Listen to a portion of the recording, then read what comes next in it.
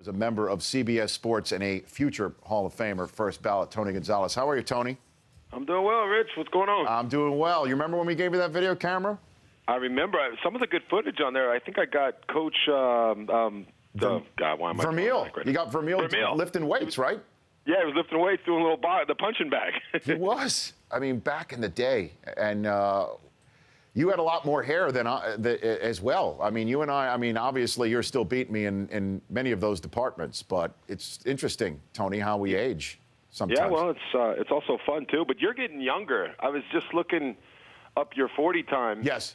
And it got better this year. I know you've probably talked about it on the show, but I didn't know that. And well, I'm proud of you. Tony, as you know, I'm a fine wine, Tony. You know what I mean? We're uncorking it every single year, and it just gets, I get quicker.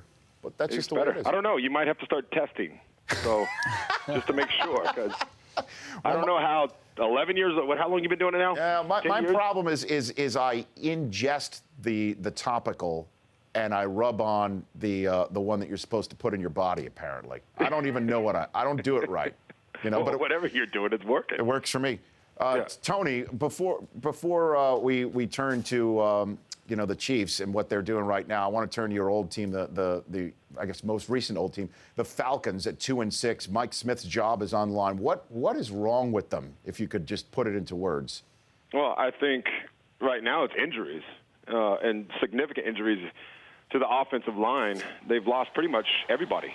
And Jake Matthews come in there. He's the first-round pick, and he's played okay. I don't think he's played great from what I've seen. His future is going to be incredible. I think he'll be a Pro Bowl guy before it's all said and done. But he's going through those growing pains, and it's hard when you don't have that supporting cast with you as well. But Matt Ryan's one of the best quarterbacks in the league. I will always feel that way just because I played with the guy in Julio Jones, Roddy White, the weapons that they have up there. But he's just not getting enough time. And then on the defensive side of the D-line, too, they're just not getting pressure on opposing teams' quarterbacks. So you don't put pressure on a quarterback in this league. Any quarterback worth his salt is going to carve you up and spit you out, and that's what's happening to them right now. I feel bad, but here's the thing about this that's funny. Even though they've been losing all these games, they're still 2-0 in the conference, and they still could make a push for the playoffs because that division right now, NFC South, is not that good. Tony Gonzalez of the NFL Today joining me right now. What about the Chiefs? How do you think they're going to fare long-term this season? It looks like they're turning it on right now. I have been pleasantly surprised by them because obviously a couple weeks ago we were saying how Denver's the best team in the league and the San Diego Chargers are probably the second best team in the league.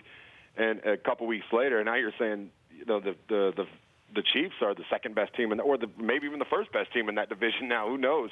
But they're playing some really good football, and on the defensive side of the ball, what Houston is doing, he's got 12 sacks this year.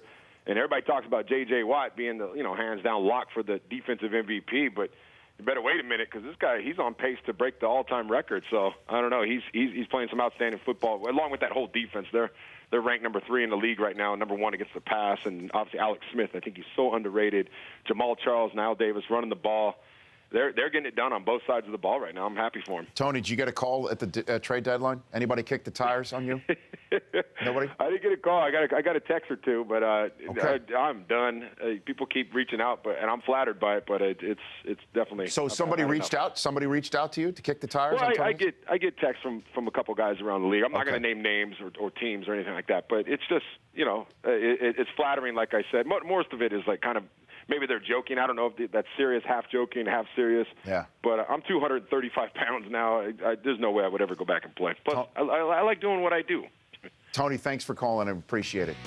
Thanks, guys. Appreciate it. You bet. That's Tony Gonzalez. The Rich Eisen Show, weekdays at noon Eastern. On Audience.